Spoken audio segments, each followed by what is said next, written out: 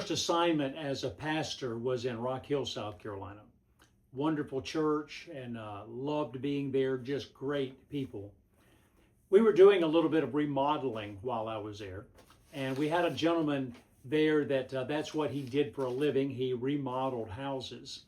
And so after he worked all day, he would come to the church in the evening, and he would spend about 2 or 3 hours working with me, doing different things in the remodeling effort. And I can remember at one point we were putting up some new sheetrock, and I can hang sheetrock, but I'm terrible about putting the mud on it and making it look well. He was very good at that. And one of my memories of him is that we had put on a layer of the sheetrock mud, and he told me, he said, now you need to let this dry. And he said, tomorrow, he said, I want you to come back in here and give it a light sanding. And he said, then I want you to put another coat of mud on it so that it'll be dry by the time I get here tomorrow night. And I told him, I said, Rick, I said, I am not very good at this. Every time I try to, work on sheetrock mud, it never comes out looking good. And he looked at me and he said this. He said, there's nothing that you can do to sheetrock that I can't fix. And that gave me a tremendous amount of confidence.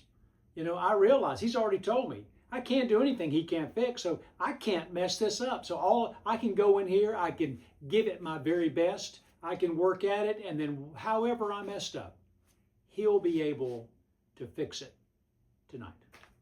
Well, my name is Richard Coleman, and I'm the pastor at Shepherd Church of the Nazarene in Lexington, South Carolina, and it's great to spend just a few moments with you today. Moses has died. He's no longer there. And before Moses died, he laid his hands on Joshua, and he said, Joshua, God has chosen you to be the next leader. Well, I get the impression that Joshua had the same attitude that Moses had when God told him that. I believe he just kind of shook his head and said, hey, I can never walk in your shoes. I can't be the person that you are. But the scripture tells us that God told him, he said, Joshua, be strong and courageous. I don't know what else God might have said in there, but I visualize Joshua still having this doubt in his facial expressions. Like maybe his mouth even dropped open and he said, you got to be kidding me. How can I be strong and courageous? Look at all these people, and I've heard all of these years how they have complained and given Moses a hard time.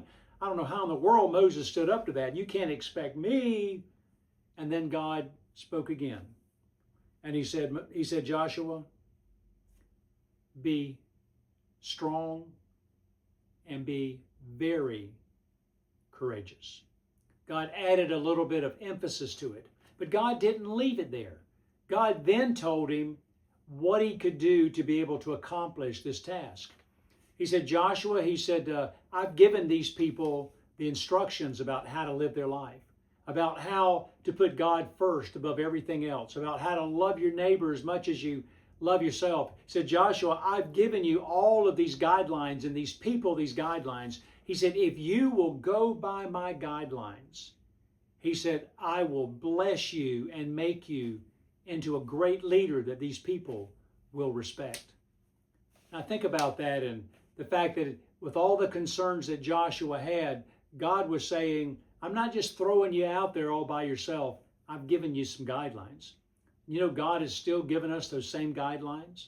We have a Bible that we can read, and we live in a world where people are saying, the Bible isn't effective today, and the Bible is just something old and doesn't apply, and standards have changed. But see, God hasn't changed. His word has not changed. He still requires us to be able to love him with all of who we are, to be able to love others more than we love ourselves. Well, even with all of that instruction, Joshua, I still believe, had maybe that kind of look on his face and maybe start to shake his head a little bit. And, like he's saying, yeah, I know what all those rules and regulations are. I don't know if I'm up to it. I don't know if these people are going to listen to me. And then God goes on in his word and he says, Joshua, be strong and courageous. He said, Joshua, do not be discouraged, and I will be with you. That's a tremendous thing to realize, that we're not by ourselves in this Christian life. And I think about as Joshua was getting ready to take over, and it looked like he was going to be way out of his element, that God kept assuring him over and over and over again. I've experienced that in my life, when sometimes I wonder, where am I going, or what am I doing here? Why is this situation suddenly come up? And I have found that God helps me through every situation if I simply listen to him, pay attention to his word, and try to follow in the steps that he wants me to follow. Yet God said, I will not fail you. I will not abandon you. The words that he gave to Joshua are the same words that he gave to us. So I don't know what you're going through this week. I don't know what the situations are that you're facing. I don't know if you're ready to throw your hands up and just give up, or what it may be. But I want you to know that the God that Joshua served is the same God that we served. And that promise that he gave him still applies to us. He will not fail us. He will not abandon us. And we need to put our faith and our trust in him. So may the Lord bless you and keep you. May his face shine upon you. May you truly be able to put your faith and trust in God this week. Thanks for taking the time and viewing today.